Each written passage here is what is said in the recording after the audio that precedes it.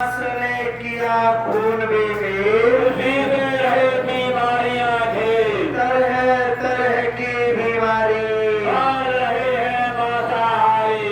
स्वामी जी की वाणी है, सत्यों की अरवानी है, हाथ जोड़कर विनय हमारी हो जाए सब शाकाहारी। जय गुरुदेव। जय गुरुदेव। सर्वत्र व्यापक परम पिता परमेश्वर अनामी कुलकर्ता बाबा जय गुरुदेव जी महाराज एवं हमारे इस पावन कार्य को आगे बढ़ाने का काम कर रहे बड़े ही सुनियोजित तरीके से महाराज जी, समस्त विशिष्ट अतिथिगण, समस्त प्यारे भाई बहन एवं जहां तक आवाज जा रही है, आप सभी के पावन चरणों में नतमस्तक होते हुए आशीर्वाद की कामना करते हुए आप सभी को सादर जय गुरुदेव।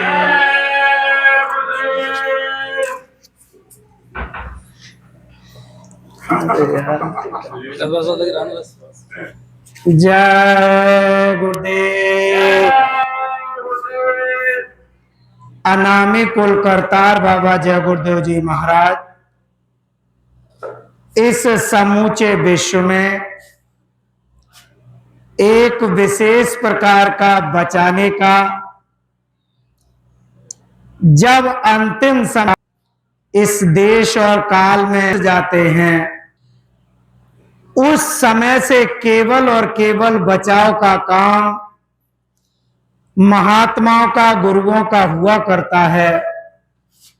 हम और आप सभी विद्यालय में इसलिए पढ़ने जाते क्योंकि विद्यालय में पढ़ने के बाद बड़े बड़े आदर्श महापुरुषों के अनुभव, उनकी कृतियां, अन्य सारी चीजों का अध्ययन करने के बाद हम और आप सभी इस निष्कर्ष पर पहुंचते हैं कि वास्तव में हमारा मूल उद्देश्य क्या है। यह मनुष्य शरीर मिला तो क्यों मिला, क्या करना चाहिए, क्या कर रहे हैं। अगर हम और आप सभी जो गोल्डन चांस अशरफुल उल मखलूकात नर नारायणी देह जो मिली है, प्यारे भाई और बहनों, अगर हम और आप सभी इस चीज को पढ़ाई के माध्यम से अगर अच्छे से थोड़ा सीखने का प्रयास करें, वहां से हम और आप अनुभव साझा करें, कुछ सहूलियत हमारे जीवन में हो जाती है। जब हम और आप विद्या अध्ययन करने के लिए विद्यालय में चले गए, स्कूल में एक कहानी हमने और आप सभी ने पढ़ी है, अनबूझ राजा अंधेर नगरी, ये वाली हम लोगों ने कहानी पढ़ी है। उस कहानी में प्यारे भाई बहनों, एक चीज हम सब लोग अध्ययन करते हुए हम और आप सभी उससे एक सीख लेते हैं। एक गुरु महाराज हैं, देखो एक उनका चेला है जिसका नाम गोवर्धन दास। अभी आराम से चले जा रहे प्यारे भाई और बहनों, यह पाठ हमें और आप सभी को एक शिक्षा देता। इस पाठ में शुरू से यह वर्णित है कि गुरु के पास उनका शिष्य कदम से कदम मिला के चल रहा है। तो पाठ से हमें यह सीख मिलती है कि प्रत्येक मनुष्य के जीवन में गुरु का होना बहुत जरूरी बनता है।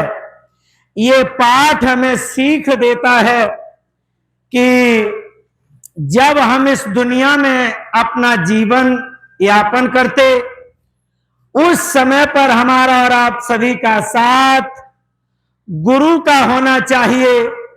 तो देखो, गुरु और शिष्य चले जा रहे। अब जब गुरु और शिष्य गए तो एक राज्य में पहुंचते हैं। आप लोगों ने उस पाठ को पढ़ा है, अंधेर नगरी, अनबूझ राजा, टका शेर भाजी और टका शेर खाजा। प्यारे भाई बहनों, ये पाठ हमें और आप सभी को एक शिक्षा देता है। जैसे ये दोनों लोग वहां पर पहुंचे, अब देखो प्यारे भाई बहनों, यह चीज हम सब लोग साथ लेकर चलें कि जब हम इस दुनिया में आए हैं तो वास्तव में गुरु का साथ हर तरीके से, हर एंगल पर, हर कोण पर, चारों तरफ से ये ज्ञात है, हमें जानकारी है। अगर नहीं जानकारी है, महात्मा जानकारी करा देते हैं। बिना गुरु के इस संसार में हमारा कल्याण नहीं है, जिसके लिए साफ हिदायत दी गई है। बिन गुरु भावनिधि तरई न कोई, जो बिरंच शंकर सम होई। बिना गुरु के कल्याण नहीं है। प्यारे भाई बहनों, अब देखो ये पाठ साफ बता रहा है कि गुरु का और शिष्य का नाता है। गुरु के सानिध्य में शिष्य संसार का भ्रमण कर रहा है। ऐसे ही हम लोगों को चाहिए कि ऐसे गुरु का साथ जब हम करेंगे, अब जैसे ही संसार में हम लोग पैर रखेंगे, यहां बड़ी बड़ी विसंगतियां, बड़ी बड़ी चुनौतियां हमारे सामने होंगी। तो देखो कैसी चुनौतियां हमारे सामने होंगी। अब जैसे ये अंधेर नगरी में पहुंचे, शिष्य ने कहा, गुरुवर बड़ी तेजी से भूख प्यास लगी है। गुरु ने कहा, ठहर जाओ, पहले शहर का निरीक्षण करने दो। अरे गुरुजी, आप निरीक्षण बाद में करें, पहले हम अपना काम करेंगे। देखो ये पाठ साफ बता रहा है कि शिष्य ने गुरु के वचनों पर कोई गौर नहीं की। ऐसे गुरु संसार में, ये अंधेर नगरी है, पूरी ये दुनिया अंधेर नगरी है। ये पाठ हमें और आप सभी को बड़ी सुंदर शिक्षा दे रहा। गुरु मना ही कर रहे, शिष्य बिल्कुल नहीं माना, चला गया। और जब उसने जाके भाव किया तो सारी चीजें बड़ी सस्ती और टका शेर भाजी, टका शेर खाजा, छोटी से लेके बड़ी चीज सब टका पसेरी। मेरे प्यारे भाई और बहनों, इस पूरी दुनिया में ऐसे गुरु को छोड़कर अन्यत्र हम किसी भी देश का, पूरे दुनिया का भ्रमण करें, यहां पूरी दुनिया में गुरु के वस्तु के बराबर मूल्यवान कोई चीज इस दुनिया में नहीं है। सब टका शेर भाजी, टका शेर खाजा, हर चीज की कीमत एक समान है। अर्थ यह है, अभी अच्छी चीज खाओ चाहे खराब चीज खाओ, चाहे मध्यम चीज का सेवन करिएगा, लेकिन थोड़ी देर बाद उस चीज की जरूरत हमें पुनः यानी दोबारा पड़ेगी। लेकिन गुरु ऐसी चीज देते हैं, एक बार देने के बाद फिर हमें बार बार उस चीज की ललक नहीं रहती। इतनी उच्च तबके की चीज देते हैं, जब गुरु मिल जाए, गुरु चीज दे दे, अमोलक वस्तु दे दे, फिर इस दुनिया की कोई चीज प्यारे भाई बहनों उस चीज के बराबर नहीं। अब देखो गोवर्धन दास ने क्या किया, जब उधर चला गया, प्यारे भाई बहनों, अब उसने जब देखा तो जब टका शेर में सारी चीजें मिल रही, उसने कहा ये सबसे बढ़िया नगर है हमारे लिए। अब देखो उसने बड़ा छक्के खाया खाना। गुरुजी ने कहा कि चलो बच्चों, गुरुजी से कहा कि गुरुजी आप निकल जाओ इस रास्ते से, हम तो यही रहेंगे। गुरु ने बड़ा कहा, लेकिन शिष्य ने उनकी बातों पर कोई ध्यान। स्वामी जी महाराज 1952 से और सतयुग, त्रेता, द्वापर, कलयुग और देखो खास कर ये 1952 से अनवरत हम लोगों को उस शिष्य की तरह मनाही कर रहे, नहीं बेटा मेरे साथ चलो, लेकिन चेला कतई मानने के लिए तैयार। गुरुजी यही अच्छा लगता है। गुरुजी जब समझा समझा के थक गए, गुरुजी ने कहा ठीक है बच्चा, तुम्हारी जो जिद हट, अब तुम अपने हट के वशीभूत होकर यहीं रहो, लेकिन इतनी बात याद रखना, जब भारी मुसीबत पड़े तो ये जय गुरुदेव नाम प्रभु का है, याद एक बार अवश्य कर लेना, गुरु को याद जरूर कर लेना बच्चों। उन्होंने कहा ठीक है गुरुजी। प्यारे भाई बहनों, गुरुजी तो आगे चले गए। अब जय महोदय यहां बच गए, अंधेर नगरी में रह गए, खा खा के मोटे हो गए। प्यारे भाई बहनों, उस राज्य में घटना घटी। अब देखो संक्षेप में कहानी को बताएंगे।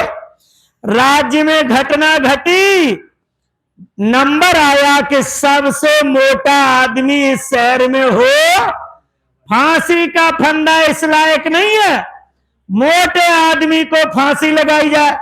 इस कहानी को आप घर पर जाके पढ़ना, बड़ा आनंद आएगा। यानी दोष किसी का, किसी के ऊपर मरा जा रहा, यहां कोई किसी की सुनने वाला, कोई किसी की सुनने वाला नहीं।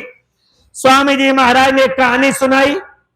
बोले बच्चा, एक निरीक्षक महोदय एक स्कूल गए। स्कूल में उन्होंने पूछा एक बच्चे से, बच्चा ये बताओ तो शिव जी का धनुष किसने तोड़ा? अंधेर नगरी की बात हो रही। बच्चे ने कहा गुरु साहब हमने तो नहीं तोड़ा, किसी और बच्चे ने तोड़ दिया हो तो अलग बात है। प्यारे भाई बहनों, बच्चे को ज्ञान नहीं था कि शिव जी का धनुष किसने तोड़ा।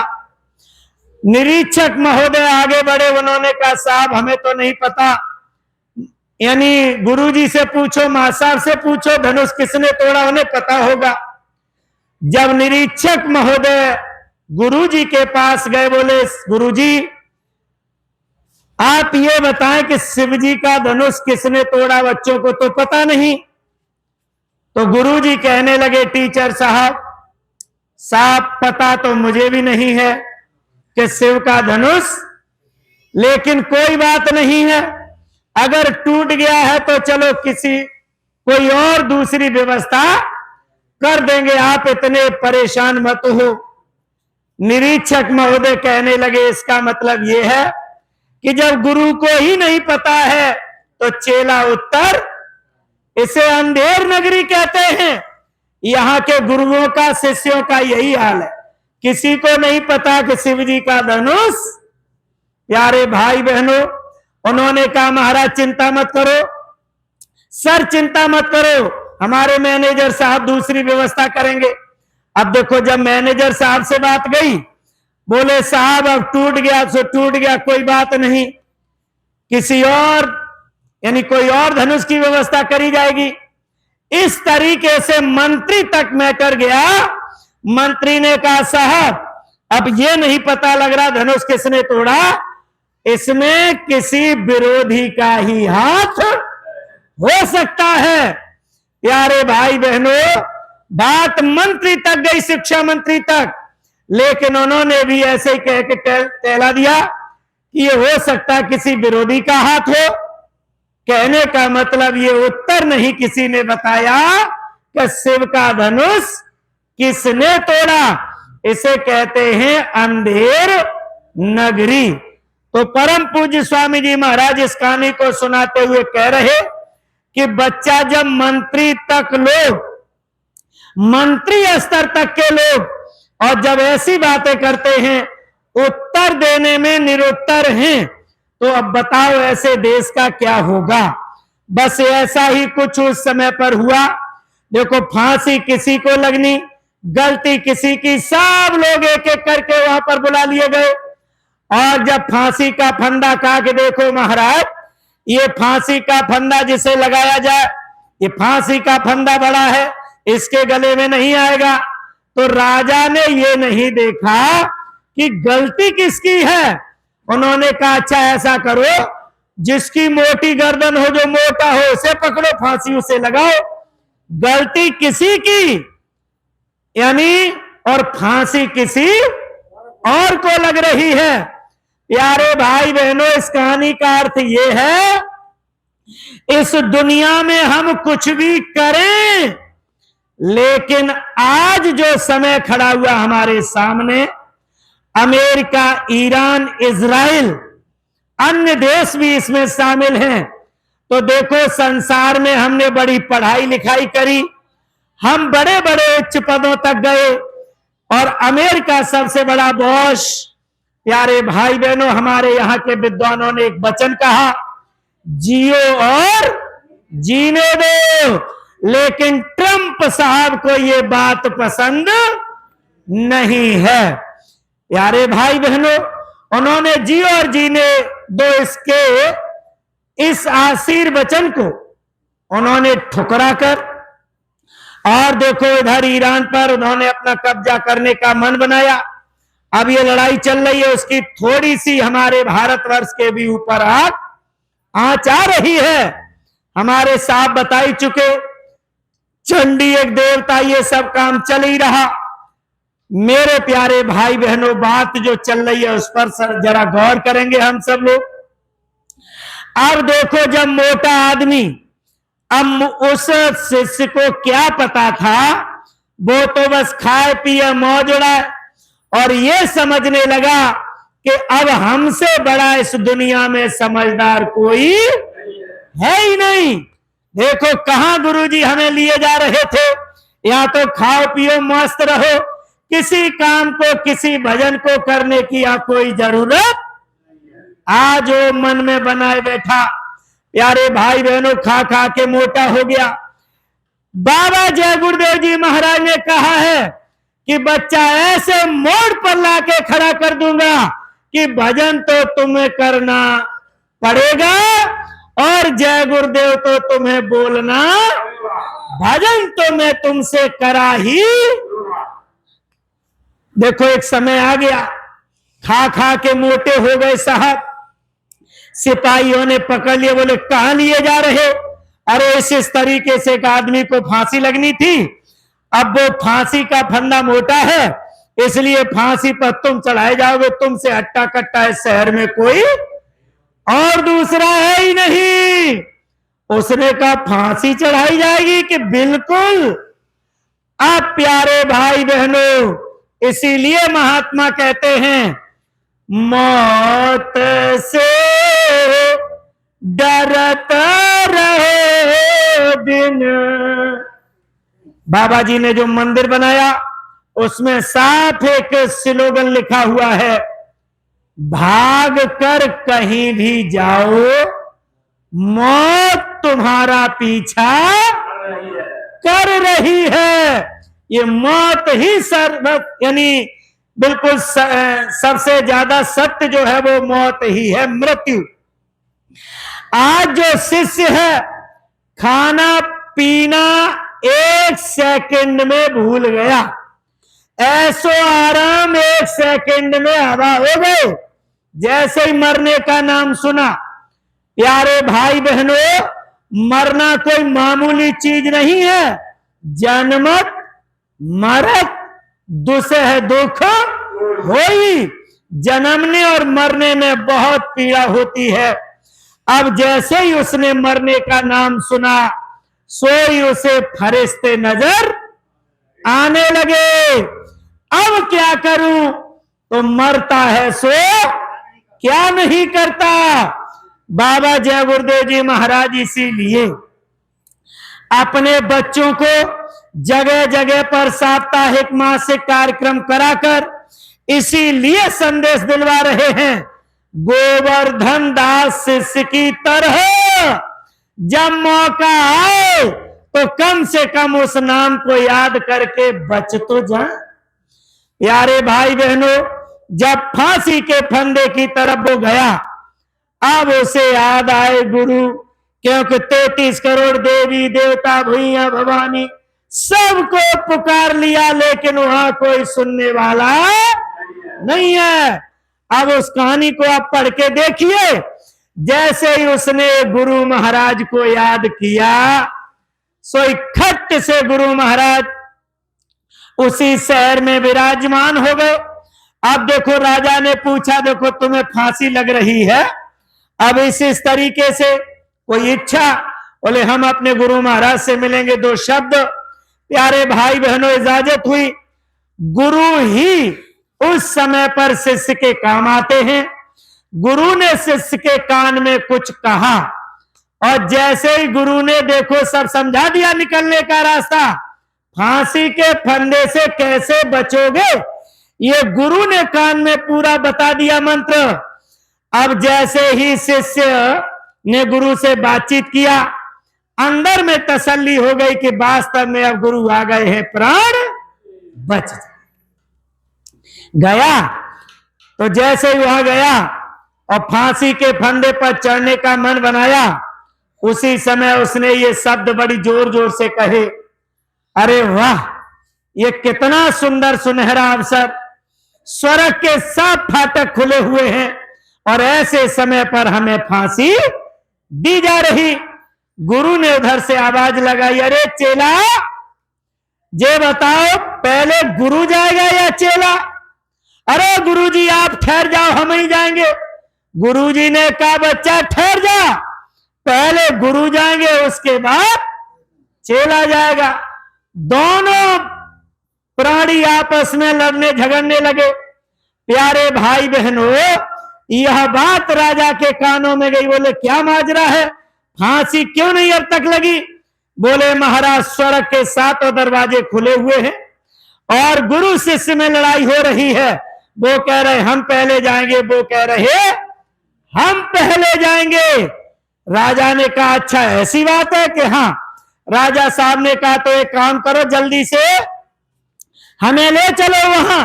और देखो राजा साहब गए। राजा साहब ने कहा, गुरुजी क्या बात है? बोले महाराज, इस समय पर ऐसा योग है, सब दरवाजे स्वर्ग के खुले हुए, अब ये चेला कह रहा हम जाएंगे। बता, गुरु के रहते हुए चेला जाएगा? बोले आप लोग सब ठहर जाओ, राजा के रहते हुए आप लोग स्वर्ग नहीं जा सकते, ये तो राजा को ही अधिकार है, अन्य दूसरा कोई स्वर्ग राजा के रहते हुए नहीं जा सकता।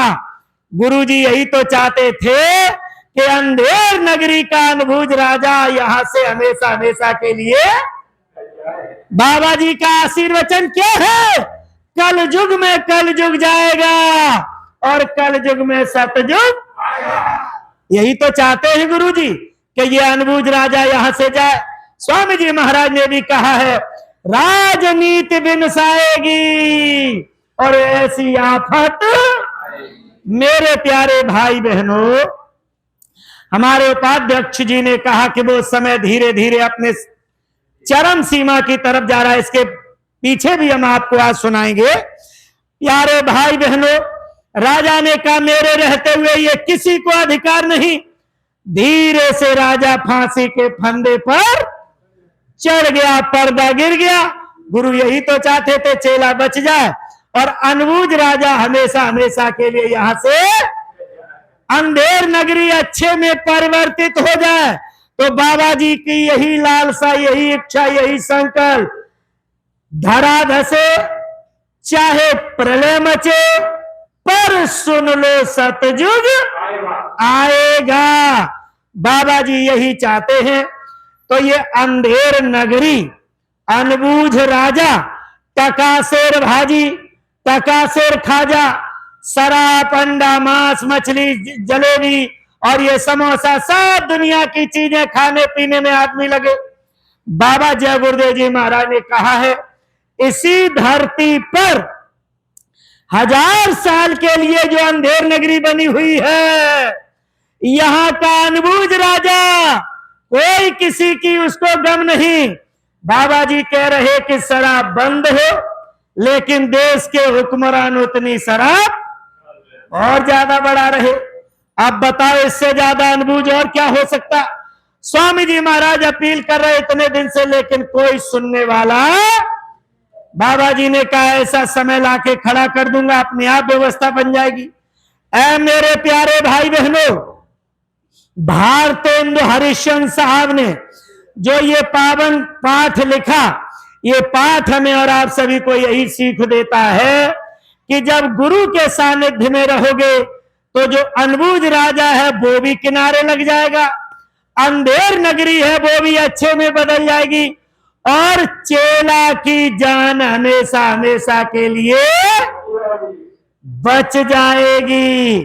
कहां बेचारे की जान जा रही थी, बच गया। तो बाबा जय गुरुदेव जी महाराज ने कहा है अमेरिका से भी बम आएंगे, चीन से भी बम आएंगे, पाकिस्तान से भी बम आएंगे।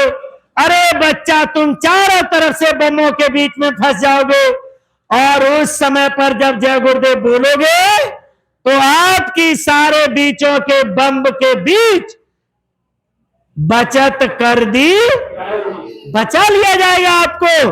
लेकिन जय गुरुदेव पुकारोगे तब। प्यारे भाई बहनों, अब ये भारतेंदु हरिश्चंद्र साहब, ये पढ़े लिखे बच्चे बच्चियां ध्यान दें, इन्हीं सारे पाठों को पढ़कर बड़े बड़े पदों पर ये बच्चे जा रहे। अब देखो, जब नौकरी मिल रही, और जब नौकरी मिलकर यही पाठ पढ़कर नौकरी मिली है, बड़े आदमी बने हो और समझदार बने हो समाज में, और जब देखो नौकरी मिल गई इन्हीं सब पाठों को पढ़ पढ़ाकर, अब हम अंडा मांस मछली शराब में लग गए हैं, जबकि ऐसा नहीं करना चाहिए। अंधेर नगरी पाठ से आपको शिक्षा लेनी है कि इस समय पर बचाने वाले गुरु तैयार हैं। बाबा जय गुरुदेव जी महाराज देखो जगह जगह पर शाकाहारी का प्रचार प्रसार, और अगर लोग अंडा मांस मछली शराब छोड़ देते, देखो गुरु को याद करते, तो फांसी का फंदा भी छूट जाता है। इतनी बड़ी ये पावर है। हमने आपको इनका परिचय दिया, सारी चीजों को सुमेलित करते हुए बाबा जय गुरुदेव जी महाराज का परिचय दे दिया हमने आपको। ये फांसी का फंदा भी यानी हटाने में, फांसी के फंदे से बचाने में केवल और केवल गुरु ही समर्थ हैं। दुनिया में कोई और पावर समर्थ नहीं है। इसलिए प्यारे भाई बहनों, बड़े दिन से बाबा जय गुरुदेव जी महाराज 10 जुलाई 1952 से अनवरत हम सबको सीख दे रहे कि अरे बच्चा, ये मनुष्य शरीर बड़े भाग्य से मिला है। ये जल पृथ्वी अग्नि वायु आकाश 5 चीजों को इकट्ठा करके इसमें जीवात्मा बिठाई गई है। केवल इसी साधन को करने के लिए कि ये संसार की रचना जो 5 तत्व की है, ये रचना 5 तत्व की है। जीव कहीं बाहर भटका न खाओ, इसलिए इस मनुष्य शरीर के रहते हुए किसी जीते जाते महापुरुष की शरण में जाकर उनसे नाम भेद लेकर सुबह शाम जब चारपाई पे सोने के लिए जाएं तो 10 मिनट, 5 मिनट, 15 मिनट, आधा घंटा जो भजन करने का तरीका है, वो पावन आश्रम से महापुरुष से लेकर, प्यारे भाई बहनों, बाबा जी ने कहा तुम्हें कहीं मिल जाए वहां से ले लो, अगर कहीं न मिले तो सीधे मथुरा चले आओ। बिगड़ी यानी उलझी हुई बुद्धि सुलझ जाएगी और आपको वो रास्ता सुगम मिल जाएगा। धीरे से जब आप 10, 15, 20 मिनट जब सोने के लिए जाओगे, चारपाई पर बैठे हुए हो, थोड़ी देर उस मालिक को अगर याद करोगे, बाबा जी ने कहा कि बच्चा, नाम भी सच्चा और बताने वाला भी कल युग में जय गुरुदेव नाम प्रभु का ये जगाया हुआ नाम है। जब आप इस नाम को पुकारोगे, ये नाम आवाज देता है, ये नाम आपके अंदर समाहित होता है, ये नाम आपको पूर्ण संतुष्टि देता है। बाबा जी ने कहा बच्चा जब पूर्ण संतुष्टि दे तब आप लोग इसे मानना, इससे पहले आप कतई नहीं मानेंगे। तो देखो बाबा जी ने यही सीख दी 1952 से लेकर अनवरत 2012 तक आज भी वही सीख चल रही कि मनुष्य शरीर केवल भजन करने के लिए मिला है। दुनिया के काम धंधे हमें और आप सभी को केवल उतने करने हैं जितना जरूरत है, लेकिन आज ठीक उसके विपरीत भजन हमने बिल्कुल छोड़ दिया है और दुनिया के काम धंधों में इतने लग गए हैं कि अब बाबा जी की बात भी हम सुनने के लिए तैयार नहीं हैं। प्यारे भाई बहनों, बाबा जय गुरुदेव जी महाराज ने कहा है कि बच्चा आपको महापुरुष की तो बात सुननी पड़ेगी। बिना बात सुने आपका गुजारा नहीं होगा। अब गुजारा कैसे नहीं होगा? आइए, आप लोगों ने कथा सुनी है, हम उसी कथा के माध्यम से आपको केवल आज इतना समझाने का प्रयास करेंगे, क्योंकि संसार में रहकर हम सुन तो सब लेते हैं, लेकिन इधर से सुनी और इधर से फर से निकाल दिया। हमने उस बात पर कोई गौर नहीं किया। अगर गौर नहीं करेंगे कितना बड़ा नुकसान हो जाएगा, गौर कर लेंगे कितना बड़ा फायदा हो जाएगा। आइए हम आपको एक कहानी से रूबरू कराते हैं और बाबा जय गुरुदेव जी महाराज क्या चीज है इससे भी हम आपको रूबरू कराने का प्रयास करते हैं। देखो मेरे प्यारे भाई बहनों, हम जो कहानी, और एक तरीके से कहानी है, किस्सा है, और एक तरीके से कथा भी है, और आप लोगों ने सुनी भी है, और सुनी है तो आज वहां से हम और आप एक सीख लेते हैं। सीख लेकर हम धीरे से जो अब तक हमसे गलतियां हुई उन्हें सुधारने का प्रयास आज ही करेंगे। प्यारे भाई बहनों, ये बात बताना इसलिए जरूरी है, बाबा जय गुरुदेव जी महाराज ने कहा कि बच्चा ये आत्मा जो है अजर और अमर है, ये यहाँ की रहने वाली नहीं है। आत्मा जो है ये सचखंड अमर देश की रहने वाली है। अब जब सचखंड अमर देश की रहने वाली है, इस अमर देश से इस आत्मा को कौन लाया? कबीरदास जी ने इसको क्लियर करा, तप कर हमें निरंजन लाए झंझरी दीप मझारा। यानी निरंजन भगवान जिन्हें राम कहते हैं, कृष्ण कहते हैं, सचखंड अमर देश से मांग कर ले आए। जिस दिन इन्होंने जीवात्मा को मांगा, मालिक साहब ने उस समय पर जीवात्माओं से कहा आप जाओ, ये जानबूझ के हम रचना कर रहे हैं, जब तुम्हें ज्यादा तंग करेंगे हम स्वयं पृथ्वी पर एक दिन हम स्वयं आएंगे और आपको वापस अपने देश में लेकर आएंगे। ये कौल करार हुआ। हम सब जीवात्माएं देखो काल माया की नगरी में आकर यहाँ पर फंस गई। मेरे प्यारे भाई और बहनों, जीवात्मा जब काल माया की नगरी में फंस गई तो देखो यहाँ पर हम सब लोग छोटे बड़े कामों में लग गए। छोटे बड़े कामों में कैसे लगे? कर्म प्रधान विश्व रच राखा, जो जस करिय सो तस फल चाखा। हमने जैसा कर्तव्य किया उसी के अनुरूप हम धीरे धीरे 4 खान 84 लाख योनियों में चलते चले गए। लेकिन जब से मालिक से बिछड़े तब से लेके आज दिन तक हमें अपने पिताजी की कोई खबर, अपने पिया की कोई खबर देने वाला नहीं मिला। मेरे प्यारे भाई और बहनों, ये सारी चीज कैसे क्लियर हो? तो देखो, बाबा जी ने हमसे और आपसे वादा किया था कि जब निरंजन तुम्हें तंग करेंगे, हम स्वयं एक दिन तुम्हें लेने के लिए आएंगे।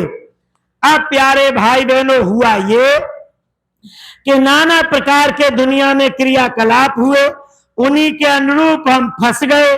अब जब 4 खान 84 लाख योनियों में फंस गए, अब गुरु ने जब ऊपर बैठ के देखा, मालिक ने जब ऊपर बैठ के देखा, अब ये इतने उलझ गए हैं कि अब इनकी ये गुत्थी सुलझने वाली। तब मालिक साहब ने स्वयं निर्णय लिया कि जब तक अब मैं नहीं जाऊंगा तब तक काम नहीं बनेगा। सतयुग में आप सत शुक्रत बने, त्रेता में आप मुनिंदर बने, द्वापर में आप कौड़ा में स्वामी बने, कल युग में आप कबीर बने, कबीर के बाद आप गोस्वामी जी बने, गोस्वामी जी के बाद बाबा जय गुरुदेव जी महाराज बने। आपने ही राधा स्वामी नाम की शुरुआत करी, शुभारंभ किया। प्यारे भाई और बहनों, इस तरीके से बाबा जी ने ये सारी चीजें फैलाई। इसी बीच इस दुनिया में जब बाबा जी आएंगे तो देखो, एक दुनिया में प्रचलन सा हो गया है। प्रचलन कैसा हो गया है? किसी पंचायत को करो या किसी चीज को समझाओ तो प्यारे भाई बहनों, जैसे बिना सूत्र के कोई सवाल हल नहीं होता। सूत्र मिल जाएगा तो सवाल 1 सेकंड में हल हो जाएगा। ऐसे ही अगर समाज में कोई किस्सा कहानी उदाहरण मिल जाएगा तो कोई न कोई समस्या हमारी हल हो जाएगी। चाहे तो आप सुप्रीम कोर्ट जाएं, हाई कोर्ट जाएं, जिला जज, जिला न्यायालय में जाएं, वहां भी यही नजीरें पेश की जाती हैं, उदाहरणों के तौर पर फैसले होते हैं। ठीक इसी तरीके से बाबा जय गुरुदेव जी महाराज जब आएंगे, जीवात्माओं को निज घर की बात बताएंगे तो कोई ऐसा उदाहरण, कोई ऐसा केस बने जिस केस के माध्यम से आगे लोगों को समझा बुझाकर उनको एक दायरे में लाके खड़ा कर सकें। इसलिए प्यारे भाई और बहनों, बाबा जी के सानिध्य में देखो, इस दुनिया में एक घटना घटित होती है। हम ज्यादा कुछ नहीं सुनाएंगे। हमारे उपाध्यक्ष जी ने बताया है कि समय अब बिल्कुल अपनी मोड़ की तरफ, बिल्कुल चरम सीमा की तरफ धीरे धीरे जा रहा, तो वही बात आपके बीच में आज रखेंगे। बाबा जी के सानिध्य में घटना घटती है। गुरु महाराज इस समय पर मौजूद है। घटना क्या घटी? एक देश है अंबा नगरी। अंबा नगरी में एक राजा अंब रहते हैं। आमिली इनकी रानी है। सरवर नीर नाम के इनके पास 2 बेटा है। कहानी प्यारे भाई बहनों गौर से हम सब लोग सुनेंगे। कहानी अगर याद है तो बाबा जय गुरुदेव जी महाराज की बात को गौर से आज के बाद फिर हम इसे ठुकराएंगे नहीं। बात अगर गलत लगे तो एक बार बात जरूर करना। अगर बात सही है तो बात आज से ही मान लेंगे। प्यारे भाई बहनों, अंबा नगरी में एक राजा अंब रहते हैं। सरवर नीर नाम के 2 बेटा हैं इनके पास। बड़े सुंदर राजा हैं और बड़ा अच्छा काम करते हैं। दानी राजा हैं। ये सारे अच्छे कामों को देखकर स्वर्ग का राजा हिल गया इंद्र। उसने देखा कि ये कहीं मेरा इंद्रासन न छीन ले, इसलिए इनकी परीक्षा के लिए विश्वामित्र को भेज दिया। विश्वामित्र राजा अंब के पास जाते हैं। राजा अंब से पूरा इनका राज्य मांग लेते हैं। विश्वामित्र सिंहासन पर बैठ गए। राजा अंब से कहा कि मेरी राजधानी को आप छोड़ दीजिए। राजा अंब ने उनके आदेशानुसार अपने राज्य को छोड़ दिया। बच्चों को प्यास लगी, मूर्छित हुए। राजा ने कहा, उन्होंने कहा है कि अगर इस राज्य का भोजन खाया गऊ का मांस खाओगे, अगर इस राज्य का पानी पिया तो गऊ का रक्त पियोगे। इसलिए राजा ने मना ही कर दिया कि बेटा मरे सो मरे, मुझे विश्वास है कि धर्म पर चलने के बाद हमारा कुछ भी बिगड़ने वाला नहीं है। ये मूर्छित सरवर हो जरूर गया है, लेकिन इसका बिगड़ेगा कुछ नहीं, मुझे पूरा भरोसा है। राजा ने एक बूंद पानी की नहीं पिलाई। प्यारे भाई बहनों, देखो चले गए, कुछ नहीं बिगड़ा। एक भटियारी के पास पहुंचते हैं, पनाह ली, शरण ली। भटियारी ने रानी साहिबा को खाना बनाने में लगा दिया, राजा को पत्ता बीनने में लगा दिया। सरवरनी दोनों बेटे उनकी देखरेख। देखो ऐसे ही प्यारे भाई बहनों हुआ क्या, सौदागर आता है, रानी के ऊपर उसकी निगाह जाती है। बोला भटियारी तुझे जो लेना है सो ले ले, लेकिन ये रानी बड़ी, ये जो दिखाई दे रही तेरे कोठे पर, होटल पर, ये मुझे कैसे भी सौंप, ये दे दे। भटियारी ने 1.25 लाख रुपया में रानी की सौदा कर दी। प्यारे भाई बहनों, इस कहानी को जरा आज देखेंगे और बाबा जी को समझेंगे कि ये मैटर क्या है। रानी की सौदा 1.25 लाख रुपए में हो गई। प्यारे भाई बहनों, 1.25 लाख रुपया चुकता कर दिया। राजा साहब अपने काम में चले गए। रानी साहिबा से इसने कहा, भटियारी ने, कि देखो उसे कुछ परेशानी है या कुछ भी सही, यहाँ खाना खाने नहीं आएगा, ऐसा करो उसे खाना उसी जहाज पर उसे आप दे के आओ। रानी डर रही है। उन्होंने कहा जाओ, तुम्हें आदेश का पालन करना पड़ेगा। रानी गई भाई कपते हुए, और जैसे ही रानी जहाज पर चढ़ी, सोई सौदागर ने जहाज चला दिया और उसे पत्नी बनाने की बातें उसके सामने।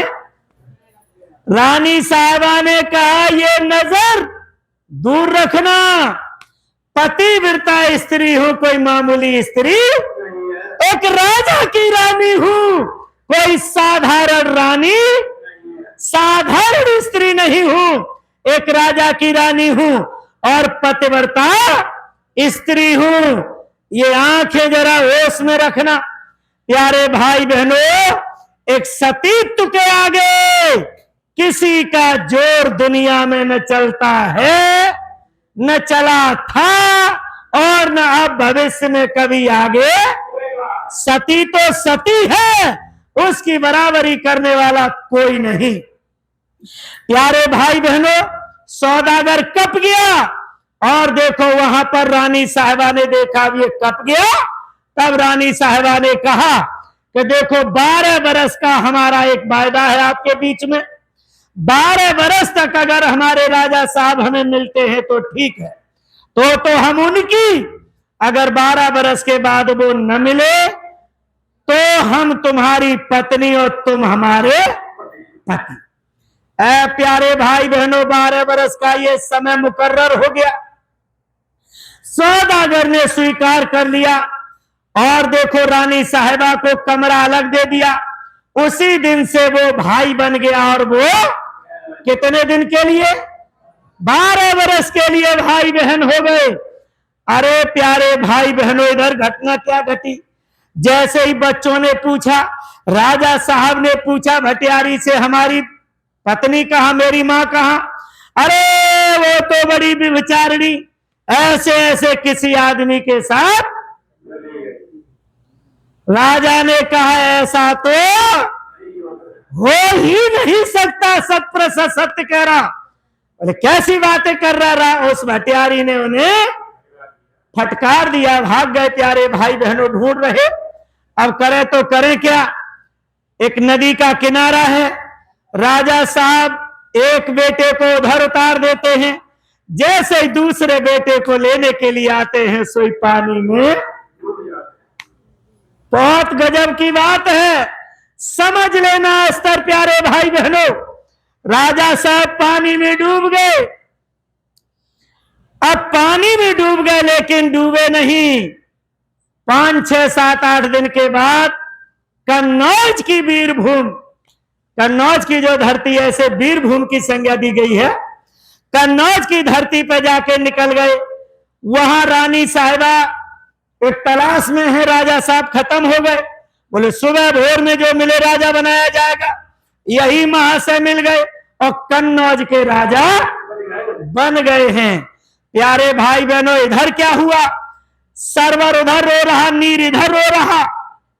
2 फाड़ों में लोग रो रहे हैं, सरवर उधर और नीर। बड़ी विषम परिस्थिति। धोबी बताते घाट पर कपड़े धो रहे। धोबिन ने देखा, धोबी कुछ नहीं, वो तो उसने देखा ये कोई भूत बलाए है, लेकिन धन्य है धोबिन, ये भक्ति का मार्ग है। प्यारे भाई बहनों, धोबिन जो है ये भक्ति का प्रतीक, श्रद्धा का प्रतीक, विश्वास का प्रतीक है धोबिन। धोबिन ने कहा ये बच्चे जो आवाज आ रही है बच्चों की आवाज है। बोले नहीं, ये कोई भूत वाला हो सकती है। बोले नहीं। धोबिन ने जब उसको यानी मजबूत कर लिया, धोबी ने कहा ठीक है तुम यहीं ठहरो, मैं देखता हूं। और जब देखा तो एक उधर एक इधर। प्यारे भाई बहनों, एक उधर वाला इधर किया, वार्तालाप हुई। तब बच्चों ने अपना परिचय दिया। खैर उनको अपने घर पे लेके आए, खिलाया पिलाया। आप देखो धीरे धीरे बड़े हो रहे। हमारे उपाध्यक्ष साहब ने कहा है कि समय अब अपने चरम सीमा की तरफ जहां जाना चाहिए वो जा रहा। अब देखो धीरे धीरे बच्चे बड़े हो गए। और जब बड़े बच्चे हो गए तो उन्होंने कहा कि माता पिता अब तुम हमारा कब तक करोगे, हम नौकरी करेंगे। देखो नौकरी के लिए निकल गए। प्यारे भाई बहनों, उसी धरती पर जाके इनकी नौकरी वीरभूमि। अब देखो जैसे इनकी नौकरी लगी, संयोग बस वही सौदागर फिर उसी जगह पे वही समय। बाबा जी ने भी कहा है तुम धीरे धीरे इधर से जा रहे हो, समय उधर से आ रहा है। एक समय आएगा जब गुल खिलेगा। अरे बच्चों, आपको हिम्मत हारने की जरूरत। अब जब समय धीरे धीरे 12 बरस की तरफ, प्यारे भाई बहनों, राजा साहब उधर परेशान है, सरवर उधर परेशान है कि पता नहीं पिताजी कहाँ है, मैया कहाँ है। और मैया इधर परेशान है। सबसे बड़ी अगर दुखी है तो कौन दुखी है? सरवर नीर को तो बहुरियां मिल गई, दोनों को शादी कर लिए, लेकिन मैया की चिंता तो है। राजा साहब को रानी मिल गई, उन्हें चिंता तो है अपनी पत्नी की, लेकिन इसे तो कोई नहीं मिला। इस आत्मा रूपी दुल्हन को, प्यारे भाई बहनों, आमिली को कोई इसका मददगार। अब ये उस मालिक से प्रार्थना करती है कि सरकार अब मेरी लाज रख लो, 12 बरस का वायदा है।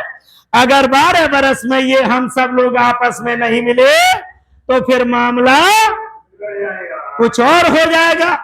प्यारे भाई बहनों, जैसे ही उसकी देखो तपस्या रंग लाई। अब उधर से जब जहाज आती है, सौदागर गया, व्यापारी गया, बोले महाराज इस तरीके से माल बड़ा कीमती है, अरे दोस्त जहाज पर भेज दीजिए, अब हम आगे नहीं यात्रा करेंगे, यहीं ठहराव करेंगे। प्यारे भाई बहनों, उसने कहा कंपनी कमांडर ने कि आज 2 जवान नए नए भर्ती हुए हैं, इनकी पहली ड्यूटी इन्हीं को भेजा जाएगा। ये कौन सब करा रहा? ये सब कुदरत करा रही है। प्यारे भाई बहनों, दोनों सरवर नीर जहाज पर भेज दिए। अब देखो उधर भादों का महीना, बड़ा यानी चारों तरफ से बारिश हो रही है, चारों तरफ से दुख के बादल, बिजली चमचम चमक रही। अब जब ठंडी ठंडी हवा चली, छोटे बच्चे ने कहा भैया कोई बात कहो, जैसे रात कटे, रैन कटे, समय कटे। सरवर बोला कि भैया क्या बताएं, अब जग बीती तो छोड़ो, आप बीती आज तुझे हम। वो छोटा था, जैसे ही उसने अपना पूरा परिचय शुरू किया और सोई रानी साहिबा के कानों में जो आवाज गई, सोई रानी साहिबा लेटी हुई थी और खट से जाके ऐसे कान, पूरी रात मैया ने वो सरवर नीर जो अपवीति कथा कह रहे उसको बड़े चाव से सुना। मैया ने ठिठुर रही है, ना बारिश की चिंता है ना कोई और चिंता है, केवल और केवल अपने संदेश को, अपने हित के संदेश को सुन रही है। आज मैया का ख्याल कहीं नहीं जा रहा है। मैया चुपचाप पूरा संदेशा सुन ली। प्यारे भाई और बहनों, जब उसने सुन लिया तब तक हो गया भोर, और जैसे भोर हुआ दोनों चले गए। मैया ने क्या किया, ताले तोड़ दिए और सारा सामान, ये सारा सामान क्या है देखो, हो सकता है हम भूल जाए लेकिन यही बता दे ज्यादा अच्छा है। जो लोग इस संसार में ज्यादा खाते पीते थे, ये हम जय गुरुदेव वाले जो भी जुड़े हैं, ये सब खाते पीते थे, इन्हें भी दुनिया बड़ी अच्छी लगती। लेकिन जब गुरु महाराज की दया हुई, जब सरवर नीर वाली कथा सुनी उस रानी ने, धीरे हम लोगों ने सब नदी में फेंक दिया। प्यारे भाई बहनों, जब फेंक दिया तो देखो, सौदागर के लिए तो वो चीज अमोलक है, अमूल्य, लेकिन उस रानी के लिए वो चीज आज अमोलक नहीं है। आज उसने साजो सामान फेंक दिया और कहा कि भैया, बोले क्या हुआ बहन? अरे जहाज लुट गया। बोले क्या हुआ? अरे जो दो आए थे सैनिक, उन्होंने पूरा माल हमारा जो कीमती था वो सब लूट के ले गए, दो सैनिक।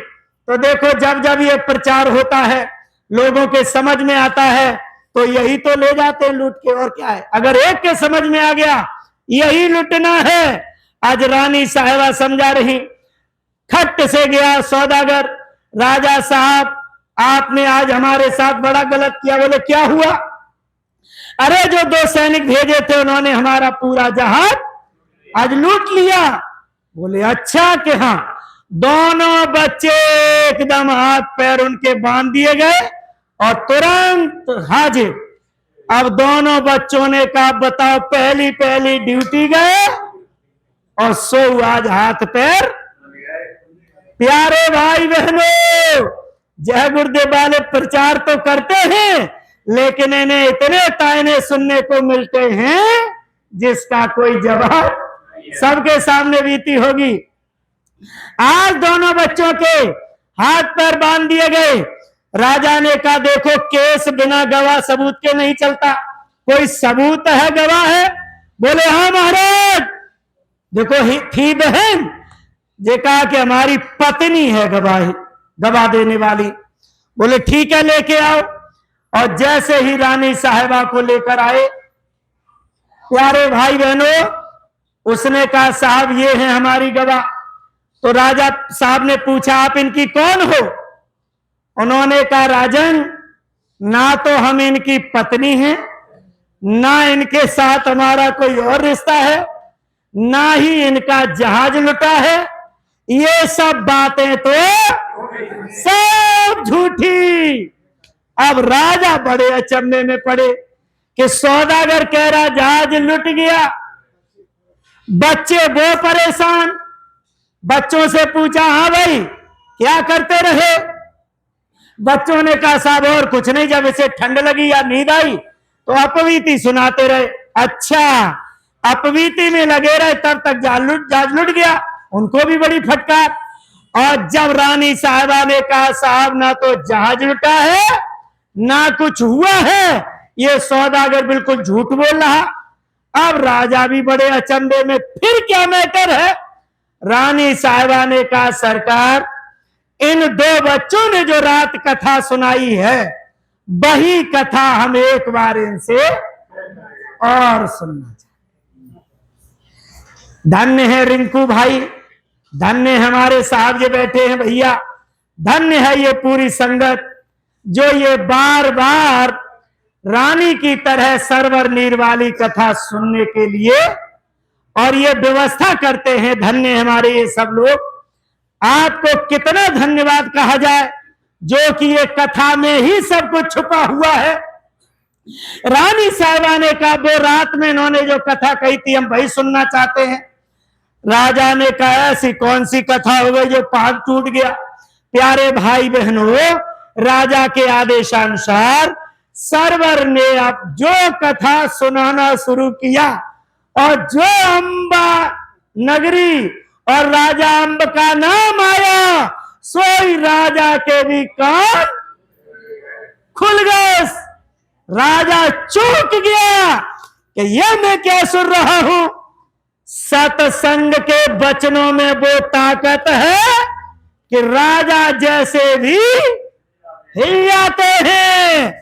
क्यों हिल जाते हैं? क्योंकि काम की बात हो रही है, कोई बेफिजूली की बात नहीं है। इसलिए जो राजा अंबा नगरी और ये सब आमली और ये सुना, सोई राजा चौंक गए। अब उन्होंने कहा, बेटा आगे सुनाओ, आगे क्या हुआ। जब सरवर नीर ने पूरा भटियारी से लेके सब सुनाया, डूबने तक का किस्सा, प्यारे भाई बहनों, रानी अपने को आगे बढ़ रही और राजा साहब अपने को बच्चों की तरफ आगे बढ़ रहे। और जब कथा समाप्त हुई तो राजा ने बच्चे पकड़ लिए और रानी ने भी बच्चे पकड़ लिए, रोने लगे। राजा साहब रो रहे, रानी साहिबा रो रही। प्यारे भाई बहनों, जब भेद खुला तो बच्चों से ये सब पूछा राजा ने कि ये बताओ बच्चों, तुम लोग तो मिल गए, अब वो रानी कहाँ है, तुम्हारी मां। रानी साहिबा ने कहा, महाराज जब मैंने कथा सुनी है तो बस वो रानी में ही हूं। धीरे से सब लोगों ने एक दूसरे को पहचाना और पहचानने के बाद प्यारे भाई बहनों, सब लोग आपस में मिल गए।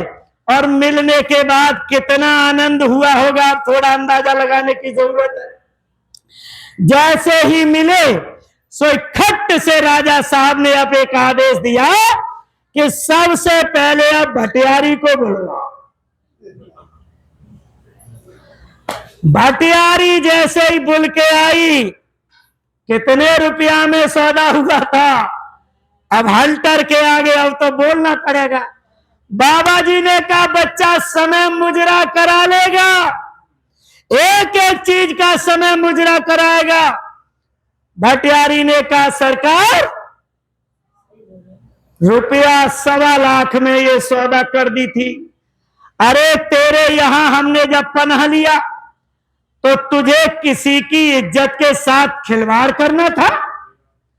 प्यारे भाई बहनों, कप रही अवनी कुछ नहीं, इसे वो सजा दीजिए जो आने वाली पीढ़ियां याद करें। कुत्ता फांसी की बताते हैं लोग, उसे सजा दी गई। जैसे ही सौदागर को फांसी देने की बात आई, खट से रानी साहिबा ने हाथ जोड़ लिए, बोले महाराज इसके और मेरे बीच में 12 साल का कौन था, वायदा था। ये मेरा धर्म का भाई है, हम इसकी धर्म की बहन हैं। कोई बहन अपने भाई को मरता हुआ अगर ये ना होता तो शायद ये रानी आपको नहीं मिलती। प्यारे भाई बहनों, सौदागर से कहा, कान पकड़, संकल्प ले, आज के बाद किसी के साथ खिलवाड़ नहीं करेगा। बोले साहब आज के बाद किसी के साथ हम ऐसा खिलवाड़, आ रहा है सतयुग। तब तक धीरे से देखा विश्वामित्र ऊपर से लेके आ रहे विमान। बोले राजा रानी और सभी बच्चे आप लोग धन्य हो, इस तरीके से हमने एक परीक्षा लिया था। प्यारे भाई बहनों, विश्वामित्र जी ने कहा तुम्हें जो मांगना है सो मांगो। आज रानी साहिबा कह रही है कि हम जब पृथ्वी पर आए यही तो पति मिले, यही बेटा मिले, यही राजा साहब ने मांगा, यही बच्चों ने मांगा। और राजा साहब ने एक बात हट के मांगी कि साईं इतना दीजिए, जामे कुटुंब समाए, मैं भी भूखा ना रहूं, कोई संत न भूखा। प्यारे भाई बहनों, इसका अर्थ क्या है? इस तरीके से इन्होंने मांग लिया है, तथास्तु कहा है, कहानी यही खत्म होती है। अब चलते हैं हम सब लोग इस तरफ। प्यारे भाई और बहनों, ये देखो देश और दुनिया में हम सब लोग अच्छे तरीके से चल रहे। अब हमारी और आप सभी की एक परीक्षा। तो बाबा जय गुरुदेव जी महाराज जो हमारे मसीहा हैं, इन्होंने कहा बच्चा आगे चलकर एक आग और पानी में कूदाकर परीक्षा, आगे चलकर आग और पानी में कूदाकर एक परीक्षा ली जाएगी। प्यारे भाई बहनों, भटियारी खाना बनाती है वो आग और स्वयं पानी में कूदे वो पानी। अर्थ ये है कुल मिला के इस समय पर इतना खेल विलक्षण हुआ है कि हम लोग समझने के लिए कतई तैयार नहीं है। संसार अपने जगह पर चल रहा, हम सब लोग चले जा रहे। लेकिन प्यारे भाई और बहनों, परम पूज्य स्वामी जी महाराज ने कहा कि बच्चा एक समय आएगा, आप समय की तरफ, समय आपकी तरफ, बीच में गुल खिलेगा। कलयुग में कलयुग जाएगा और कलयुग में सतयुग आएगा। प्यारे भाई बहनों, ये समूची संगत आमली की तरह, गुरु महाराज राजा अम्ब की तरह, ये सत्संगी भाई जो हैं, ये सरवर नीर की तरह मान लिए जाए थोड़ी देर के लिए। प्यारे भाई बहनों, ये संगत इस समय पर खोई हुई है। राजा साहब भी इस समय पर कोई गौर करने वाला राजा साहब पर अब कोई गौर नहीं करता। सब अपने अपने काम में लगे पड़े हैं। लेकिन जो धोबी और धोबिन हैं, सरवर और नीर हैं, यही चार प्राणी ऐसे हैं जो आगे का काम बढ़ाने में लगे। ये धोबी, धोबिन और सरवर नीर कौन है? धोबी और धोबिन उन्हें कहा जाएगा इस समय पर पावन आश्रम की देखरेख, इस समय पर पावन संगत की देखरेख जो हमारे पदाधिकारीगण इस समय पर जो कर रहे हैं, धोबी धोबिन की तरह, यानी मामला बिखर गया है। सन 2012 में मामला बिखर गया, लेकिन लोगों ने मथुरा खितौरा किसी कीमत पर नहीं छोड़ा। और देखो धोबी धोबिन की तरह इन्होंने अपने कर्तव्य का पालन किया। तो प्यारे भाई बहनों, सरवर नीर, सरवर नीर से अर्थ है ये संगत धीरे से पली, आगे बढ़ी और देखो ये बढ़ गई, यानी बच्चे सरवर नीर बड़े हो गए। तो देखो इस समय पर हम लोगों ने ये देखा कि सन 2012 में कितनी भीड़, और जब पिछले कार्यक्रम पर देखी तो फिर सर्वनीर बड़े हो गए, और जब बड़े हो गए भीड़ बढ़ गई। प्यारे भाई और बहनों, अब आते हैं मूल सिद्धांत की तरफ, मूल चीज की तरफ। इस समय पर देश और दुनिया स्वामी जी महाराज की बात को सुनने के लिए तैयार नहीं है। देखो सारी दुनिया आमिली रानी की तरह इसको संज्ञा दी जाएगी, यानी पूरी दुनिया रानी आमिली की तरह, यानी सौदागर के चक्कर में फंसी पड़ी है। जबकि मालिक साहब जब आ गए हैं तो इनके आशीर्वचनों पर गौर करते हुए इन्हें मालिक के साथ लग जाना है, क्योंकि मालिक ने एक आशीर्वचन आकर दिया है, हम आए बही देश से जहां तुम्हारे धाम, तुमको निज घर पहुंचावनो बस एक हमारे। तो समूचे विश्व को जितनी भी आत्माएं हैं, इन्हें मालिक साहब के आदेश का पालन करना चाहिए। तो देखो दुनिया आमली की तरह है, देखो इन रानियों को चाहिए, जितने लोग संसार में हैं, स्त्री पुरुष बच्चे बच्चियां जो अभी बाबा जी के शरण में नहीं गए हैं या इस बात को नहीं समझ रहे हैं, तो आप लोग आज इस कहानी को सुनकर आप अपना ये स्थान सुनिश्चित करें। जो जो बाबा जी के पास नहीं गए हैं वो सब रानी आमली की तरह यानी सौदागर के चक्कर में हो। ये सौदागर 12 बरस के बाद अगर आपके पिया पति मालिक नहीं मिले तो आपको ये पत्नी बना लेगा, ये काल अपने अंडर कस्टडी कर लेगा, जबकि दयाल आपको लेने के लिए सचखंड अपने निज देश अमर देश लाने के लिए वचनबद्ध संकल्प दृढ़ संकल्पित है। इसलिए हम सब लोगों को प्यारे भाई बहनों क्या करना चाहिए, तो इस समय पर जहाज लंगर में बंधी हुई है और देखो सरवर नीर जैसे पहरुए भादो जैसी रात इस समय पर विद्यमान है। चारों तरफ से मारा मारी पड़ी है, भादों में जैसी बारिश बिजली चमचम चमक रही, ऐसे ही प्यारे भाई बहनों चारों तरफ से मार पड़ रही है। कोई अंडा खाने में, कोई मांस खाने में, कोई शराब पीने में, कोई लड़ाई झगड़ा करने में, कोई किसी देश के ऊपर आक्रमण करने में, कहीं गैस की किल्लत, कहीं किसी की किल्लत, चारों तरफ से कहीं महंगाई की किल्लत, कहीं सास बहू से परेशान, कहीं बहू सास से परेशान। प्यारे भाई बहनों इस समय पर दुनिया में भादों की तरह हाहाकार मची मूसलाधार बारिश हो रही है। अब इस समय पर प्यारे भाई बहनों सबसे बड़ी बारिश क्या हो रही है, स्त्री वर्ग को घर के अंदर रहना चाहिए।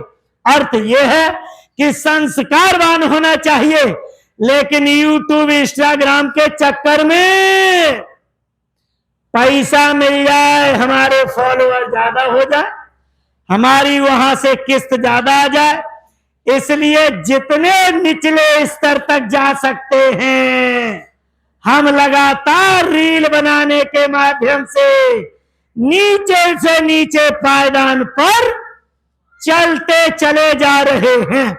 प्यारे भाई और बहनों ये बहुत बड़ी मूसलाधार बारिश हो रही है, महल ढह रहे हैं, कच्चे महल ढह रहे हैं। इसलिए बाबा जय गुरुदेव जी महाराज इन महलों को बचाने के लिए तत्पर हैं। प्यारे भाई बहनों तो इस समय पर ये सरवर नीर आप बीती कथा कह रहे हैं। सरवर नीर कौन है इस समय पर? सरवर नीर ये है कि जो बाबा जी के आदेश को महाराज जी ने कहा कि देखो शाकाहारी का प्रचार और जगह जगह पर शाकाहारी का संदेश गांव गोद लेकर आप लोग करते रहिएगा, लोगों का दिल दिमाग बदले। प्यारे भाई बहनों ये सरवर नीर की तरह ये सब लोग लगे हुए हैं और देखो आप बीती कथा सुना रहे हैं। ये कोई खेल नहीं कर रहे, ना कोई ये कुछ और कह रहे हैं, केवल सरवर नीर यानी हम लोगों को थोड़ी देर के लिए सरवर नीर की संज्ञा दे दो। केवल अपबीती कथा कहने में लगे हैं कि कैसे आत्मा ऊपर से आई, कैसे भटियारी के चक्कर में आके 3 13 हो गए। प्यारे भाई बहनों इस कथा कहने में हम लोग लगे हुए हैं। तो जो लोग अब तक बाबा जी के इस पूरे रहस्य को नहीं सुने हैं, इन सब लोगों का दायित्व ये है कि जब आप बीती कथा सुनाई जाए तो कान लगाकर सुनना, सुनकर घर में कैद नहीं होना चाहिए, जहाज में बैठी नहीं रहना चाहिए। जहाज का जितना सामान है उसे पलट देना चाहिए। इसका अर्थ यह है कि जो जो संसार में हमने क्रियाकलाप प्यारे भाई बहनों इससे उलटकर धीरे से हमें प्यारे भाई बहनों ये सारा साजो सामान उलट देना चाहिए। जल्दी से राजा साहब की कचहरी में पेश हो जाए। राजा साहब की कचहरी कहां लगी हुई है? कहां लगी है? राजा साहब की कचहरी मथुरा में लगी हुई है। जल्दी वहां जाके सरवर नीर वाली कथा फिर सुनो, और जैसे ही सुनोगे तो वहां पर आपको अपने सब मिल जाएंगे। और जब अपने सब मिल जाएंगे, यही तो हमारा मूल कर्तव्य है प्यारे भाई बहनों। जब सब मिल जाएंगे तो वहां पर भगवान भी प्रकट हो जाएंगे और भगवान आशीर्वाद दे देंगे। प्यारे भाई बहनों, आशीर्वाद क्या देंगे? तो जितनी ये संगत है, सत्संगी भाई बहनों ने इसका अनुभव किया है। बाबा जी ने भी बताया कि संसार में सबसे बड़ा रिश्ता गुरु भाई बहन का होता है। इससे बड़ा रिश्ता दुनिया में और कोई रिश्ता नहीं है। ऐ प्यारे भाई और बहनों, जब हम सब लोग मथुरा जाएंगे, आपस में एक दूसरे से मिलेंगे, तो देखो भगवान भी आशीर्वाद देंगे। उस समय पर हम मालिक से क्या वरदान मांगेंगे? हम जब जब धर के देह जगत में आए, हमें जे ही बेटा मिले कंत जे ही पाए। इसका अर्थ नहीं पता है प्यारे भाई बहनों। इसका अर्थ ये है, महाबली एक शासक होगा, धर्म मुकुट सिर पे धारेगा, धरा से देगा पाप हटा, जय गुरुदेव की वाणी। 1000 वर्ष के लिए इस धरती पर वो अद्वितीय महाशक्ति रहेगी। अब जब वो अद्वितीय महाशक्ति 1000 वर्ष के लिए यहां रहेगी धरा पर, हम जब जब धर के देह जगत में आए, तो हम सब सत्संगी भाई बहन मालिक साहब से प्रार्थना करते हैं कि हे सरकार, सतगुरु मोई में विसारियो, चाहे लाख लोग मिल जाएं, हमसे आपको बहुत है, पर आप से हमको। हम जब जब धर के देह जगत में आए, मुझे ही उपाध्यक्ष मिले और गुरु बहना जे ही आए। प्यारे भाई बहनों, ये हम सबका उस समय पर कर्तव्य रहेगा। हमें जे ही संगत मिले और गुरु बहना जे ही पाए, क्योंकि ऐसे कठिन समय में जब लोग अंडा मांस मछली खाने में लगे हैं, आज ऐसे कठिन समय में आज आप लोग उन चीजों से हटकर और देखो एक विशेष प्रकार की समस्या को सहन करते हुए, और देखो बाबा जी की शरण में लगे हो, तो ये बताओ बाबा जी से और क्या मांगेंगे हम लोग? यही तो मांगेंगे, हमें जे ही उपाध्यक्ष मिले, हमें जे ही रिंकू भैया मिले, हमें जे ही फौजी साहब मिले, प्यारे भाई बहनों हमें जे ही बबलू भैया मिले, हमें यही सब संगत मिले। और ये सरकार दरस आपका, यही विश्वामित्र ने राजा रानी ने मांगा, बच्चों ने मांगा।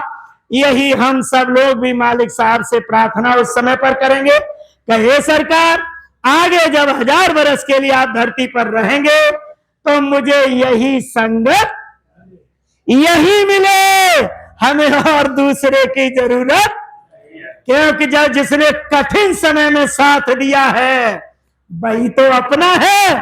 कठिन समय में जिसने रंगरेलियां मनाई हैं, दुनिया का सुख वैभव झेला है, भोगा है, ऐसे लोगों का साथ हमें कतई। ऐसे के लिए बाबा जी ने भी लिख दिया है, लाशों पे लाशों का होगा नजारा, अरे सुनते तो जाओ संदेशा, लाशें पड़ी सड़ेंगी घर घर में, उठाने वाले मिलेंगे नहीं यार जमाना। बाबा जी ने भी ये कह दिया, दृढ़ संकल्प कर दिया है। तो देखो हम सब लोग इसी संगत को मांगेंगे इसलिए सतयुग जोगी, सतयुग जोगी सब विज्ञानी, परिहरि ध्यान तरह भव प्राणी। सतयुग में जानकार लोगों की जरूरत है, तपस्वी लोगों की जरूरत है। इसलिए प्यारे भाई बहनों, मालिक साहब जब यहां रहेंगे 1000 बरस के लिए, हम लोग भी बाबा जी के पास साथ रहेंगे। पूरे विश्व की व्यवस्था 1000 बरस के लिए हम सब लोग गुरु महाराज के सानिध्य में देखेंगे। 1000 बरस के बाद तब बाबा जी ने कहा, बच्चा मैं इतनी बड़ी जहाज लेके आया हूं, अंड खंड पिंड ब्रह्मांड सब बैठ जाए फिर भी इसमें 2 सीट। इसके बाद बाबा जी ने कहा, बच्चा आवाज लगेगी। 1000 बरस के बाद जो बच्चे देखो ये सारी चीज समझ लेंगे, सतयुग में जो लोग एंट्री करा लेंगे और सुख वैभव सतयुग का भोगेंगे, वही लोग उस जहाज में बैठने के अधिकारी रहेंगे। और जहाज में जब बैठ जाएंगे और जब जहाज अब चलेगा नहीं, कलयुग में गोस्वामी जी महाराज ने तो चलने का नाम लिखा है। अब इस जहाज के बारे में गुरु महाराज ने वर्णन किया है। जब हम सब लोग जहाज पर आरूढ़ हो जाएंगे 1000 बरस के बाद, उस समय पर गुरु महाराज हमारे ड्राइवर होंगे, हमारे कैप्टन होंगे। हम सब लोग उस पावन जहाज में बैठे होंगे। तो उस समय पर चौपाई लिखी जाएगी, उड़त विमान, उड़त विमान कोलाहल होई, जय गुरुदेव कहे सब कोई, जय गुरुदेव कहे सब कोई। उस समय पर समूचा विश्व देखो जय गुरुदेव में हो जाएगा। बाबा जी ने कहा, बच्चा उस समय पर जब समूचा विश्व जय गुरुदेव में हो जाएगा, इसके बाद हजारों हजार बरस तक के लिए व्यवस्थाएं जारी रहेंगी। मुकामात पर बैठकर वहीं से देखो धीरे से जो जीवों पर यानी नाम का बीज डाला गया, इनको मुकामात से बैठकर वहीं से इनको भी पार किया जाएगा। कई 100,000 बरस तक यहां गुरु बनने के लिए कोई तैयार नहीं होगा। कई 100,000 बरस तक की बात गुरु महाराज ने कही है। इतना विलक्षण समय आ रहा है। हम सब लोग गुरु महाराज के उस विलक्षण समय के प्यारे भाई बहनों, उस खेल के हम सब लोग पावन पात्र हैं। तो इसी तरीके से, जिस तरीके से बड़े मनोयोग से हम लोग लगे हुए हैं, अब जब हम समय की तरफ जा रहे, जब सारे पत्ते खुलने जा रहे, तो इस समय पर हम लोगों को होश हवास के साथ लगे रहना चाहिए। हमें कतई पीछे हटने का नामो निशान नहीं लेना है। प्यारे भाई बहनों, देखो हम जब सत्संग बोल रहे, उस समय पर हमारे सामने का सब पलट दिया, रानी साहिबा ने सब पलट दिया। देखो पलट दिया तभी तो मालिक मिल गए। अर्थ इसका ये है कि अभी देखो अब ये नौनी का कार्यक्रम चलेगा। इसके बाद जैसे ही गेहूं घर में आएंगे, पावन भंडारा आश्रम पर चलता है, प्यारी गायें हैं, उनके लिए सबसे पहले हम सब लोग देखो गल्ला सेवा अपनी सबसे पहले इकट्ठी करके, प्यारे भाई बहनों एक चीज का हम सब लोग ख्याल रखते रहें। ये हमारे ब्लॉक अध्यक्ष या जो जिम्मेदार, हम लोग एक बात कहते हैं कि ब्लॉक अध्यक्ष आएंगे खुद ले जाएंगे। प्यारे भाई बहनों ये बात संज्ञान में लें। अगर आदमी ने मेहनत किया, किसी यानी जिम्मेदार ने मेहनत किया, जो आप दे रहे हो उसका 10-20% ही आपको फायदा मिलेगा। अर्थ इसका यह है, आपकी जहां तक हो सके आप अपने जिम्मेदार को ज्यादा परेशान न किया करें। जहां आपका स्टॉक है, चाहे आप मोटरसाइकिल से या किसी भी साधन से अपना ये सब जितना भी सेवा है एक अड्डे पर आप लोग पहुंचाने का काम किया करें। ये नहीं कि ब्लॉक अध्यक्ष आएंगे तभी ले जाएंगे। प्यारे भाई बहनों, उसमें आपकी परसेंटेज डाउन होती है। इसलिए जो भी हमारी गल्ला सेवा है या जो भी जिले की सेवाएं हैं, आप लोग ससमय निकालते रहें, पलटते रहें और उस समय में भागीदार बनते रहें। ज्यादा न कुछ कहते हुए, क्योंकि देखो मासिक कार्यक्रम है, हमने आपको ये सुनाने का प्रयास किया। केवल इतनी सी बात आज आपको गौर करनी है कि रानी को जब मूल बात बताई गई है उसे सुनकर अमल करना चाहिए और राजा के दरबार में अपनी समस्या लेकर रानी जरूर जाए। अर्थ इसका यह है कि जो लोग अब तक जय गुरुदेव बाबा के पास नहीं गए हैं, वो जल्दी से अपनी ये समस्या को लेकर राजा साहब की कचहरी में पेश हो जाओ, तो तुम्हारे जितने अपने हैं वो सब मिल जाएंगे। और अगर आप राजा साहब के पास नहीं गए, ये समय 12 बरस वाला निकल जाएगा, बाद में आपको पत्नी बना लेगा। कुल खानदान की जो मर्यादा है वो सब खत्म हो जाए। तो बताओ, मर्यादा खत्म करनी है? नहीं, मर्यादा कोई खत्म नहीं करना चाहता, कुल को कोई दाग नहीं लगाना चाहता। अगर वास्तव में कुल को दाग नहीं लगाना चाहते हैं तो आप देर मत करना। 17 मई से 17, 18, 19, 20, 21 5 दिन का पावन कार्यक्रम जय गुरुदेव आश्रम मथुरा में मनाया जाएगा।